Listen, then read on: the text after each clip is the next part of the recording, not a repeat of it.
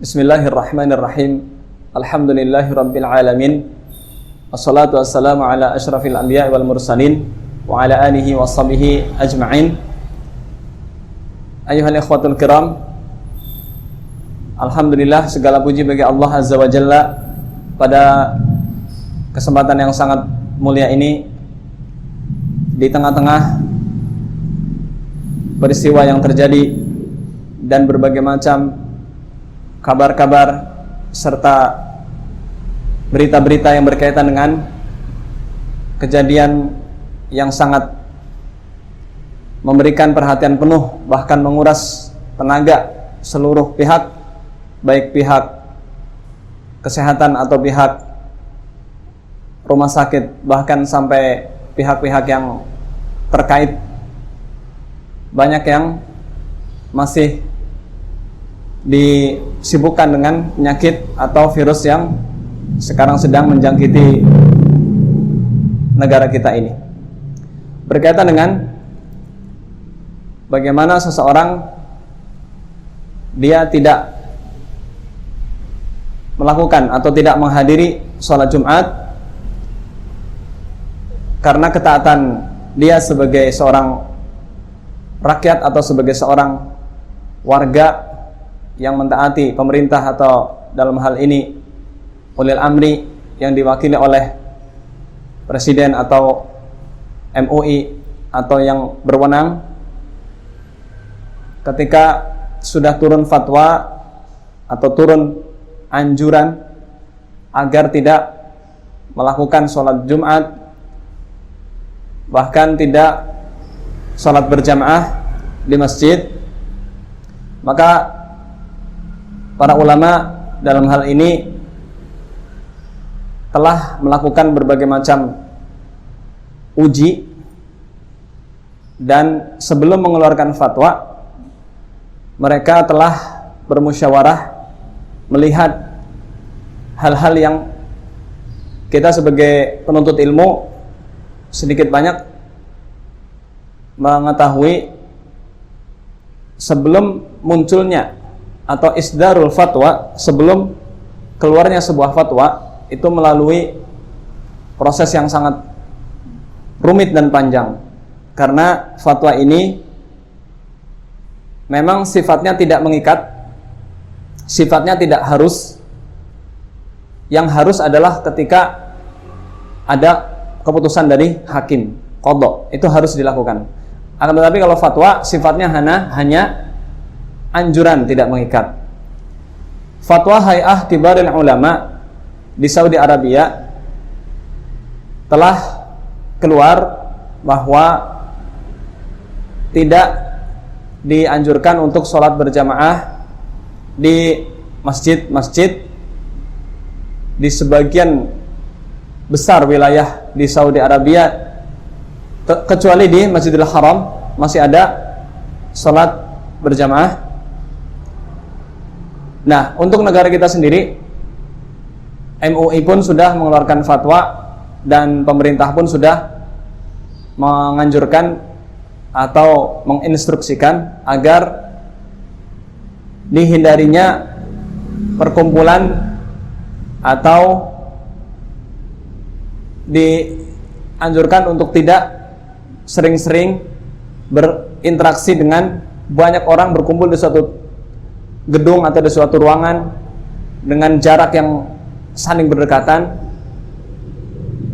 karena ini pertama min babi saddid dara'i'. Sad artinya mencegah, dara'i' artinya sarana-sarana atau sebab-sebab yang bisa mengantarkan kepada sesuatu yang membahayakan. Di dalam Islam ada namanya ad-daruriyah al-khams, 5 darurat yang ditetapkan di dalam ilmu maqasid asy-syariah. Yang pertama, darurat menjaga agama. Ya, darurat menjaga agama.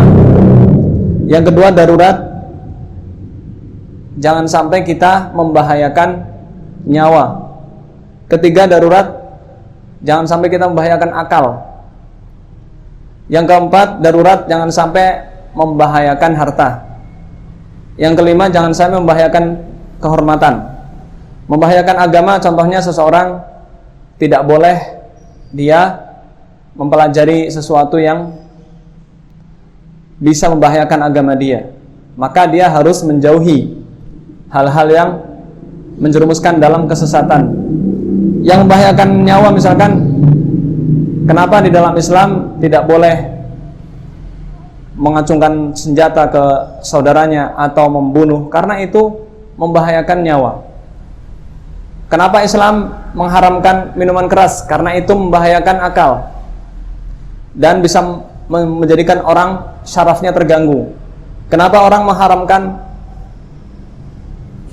mengambil hak orang lain? Karena itu membahayakan harta, kezaliman, riswah, suap, dan yang lainnya. Dan yang terakhir, membahayakan kehormatan. Makanya Islam mengharamkan perzinahan, qadzaf, menuduh atau menuduh wanita yang soleha dengan tuduhan zina. Kemudian yang kedua, sholat berjamaah atau sholat Jumat. Kita membahas sholat berjamaah dulu. Sholat berjamaah dianjurkan di dalam Al-Quran. Wa aqimus sholah wa atuz zakah warka'u ma'ar raki'in. Dirikanlah sholat kalian dan tunaikanlah zakat dan berrukuklah bersama orang-orang yang rukuk. Para ulama di antaranya Imam Ahmad mengatakan sholat berjamaah adalah wajib. Imam Syafi'i mengatakan sholat berjamaah adalah sunnah muakkadah. Walaupun beliau berfatwa atau berpendapat sholat berjamaah adalah sunnah muakkadah, tetapi beliau selalu sholat di masjid. Kemudian mengenai sholat Jumat merupakan pengganti sholat zuhur.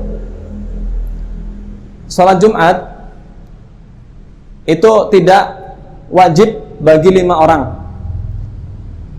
Yang pertama, musafir.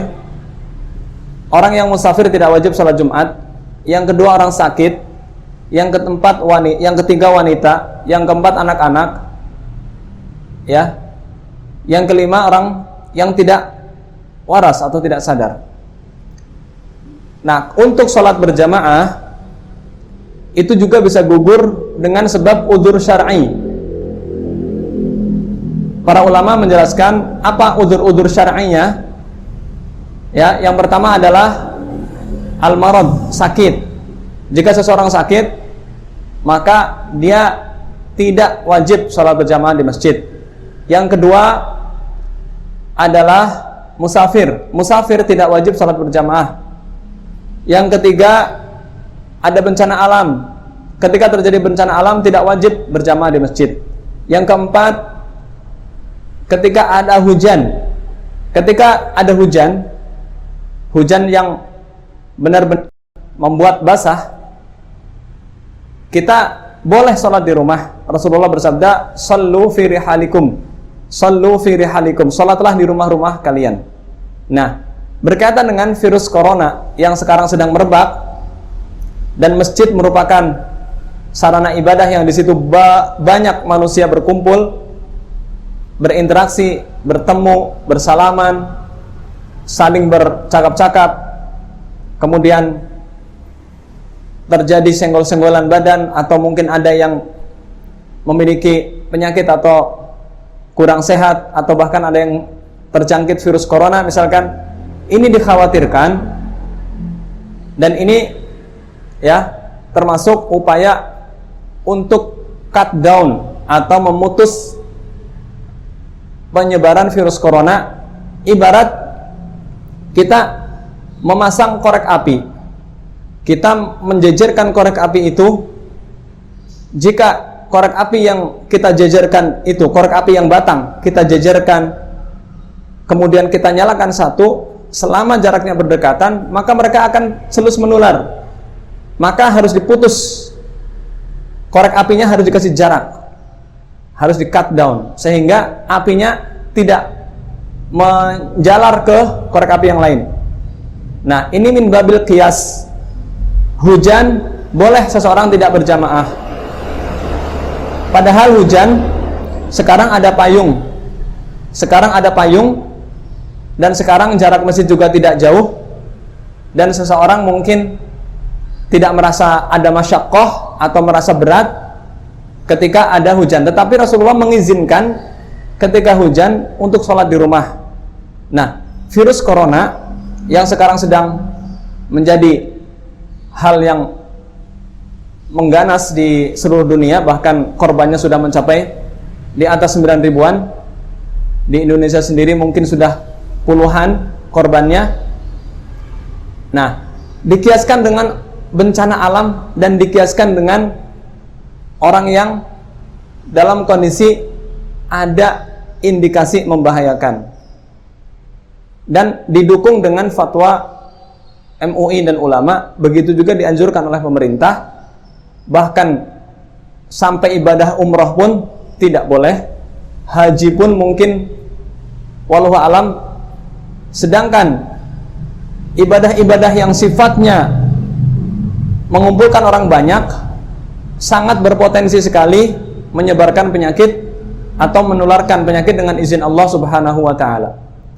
Nah, min babi ya sad ad-dzara'i', mencegah dan memutus sebab-sebab yang bisa menjadikan tersebarnya virus corona dari satu orang ke orang lain, karena virus ini memang sekarang sedang dalam kondisi yang sangat mengkhawatirkan, bahkan sudah merenggut banyak orang. Oleh karena itu kita harus melihat maslahat dan madarat. Ketika kita yakin kita ingin hadir sholat, tidak terlarang secara mutlak. Begitu juga tidak wajib secara mutlak. Karena apa? Berdasarkan maslahat dan madarat, ketika di suatu daerah memang di situ sudah di blacklist ada virus corona, kita tidak dianjurkan untuk berinteraksi dengan orang banyak. Kalaupun kita mau berinteraksi, sudah banyak hal-hal yang dianjurkan. Di antaranya memakai sanitizer untuk mencuci tangan, kemudian memakai masker, kemudian tidak berjabat tangan, karena jabat tangan sifatnya adalah sunnah, tidak wajib. Ya, sholat berjamaah yang sebagian ulama mengatakan wajib, itu saja ulama berfatwa tidak wajib, demi untuk menyelamatkan dan memutus rangkaian atau menjalarnya virus corona. Yang wajib adalah kita menegakkan tauhid, kita menegakkan sholat, itu yang wajib. Untuk saat ini para ulama menimbang demi menyelamatkan dan memutus jalur peredaran dan penyebaran virus corona, boleh tidak sholat Jumat. Artinya boleh, berarti juga boleh hadir sholat Jumat. Adapun ketika seseorang, ketika dia melakukan sholat Jumat, kemudian qadarullah atau la qadarullah, mudah-mudahan kita semuanya tidak ditimpa dengan penyakit ini, misalkan ada seseorang yang tertular, maka itu semuanya adalah takdir Allah Subhanahu wa taala. Ya, innama akhta'aka lam yakun liyusibaka wa ma asabaka lam yakun liyukhti'aka. Semua yang tidak menimpamu, apapun itu, baik virus, penyakit, wabah, atau kemadharatan, kalau Allah belum menghendaki maka tidak akan terjadi. Begitu juga ketika kita menghindar, karena ini namanya ikhtiar, boleh sholat berjamaah, boleh, maka ini mubah. Mubah artinya pilihan kita, apakah kita mau sholat jamaah atau tidak.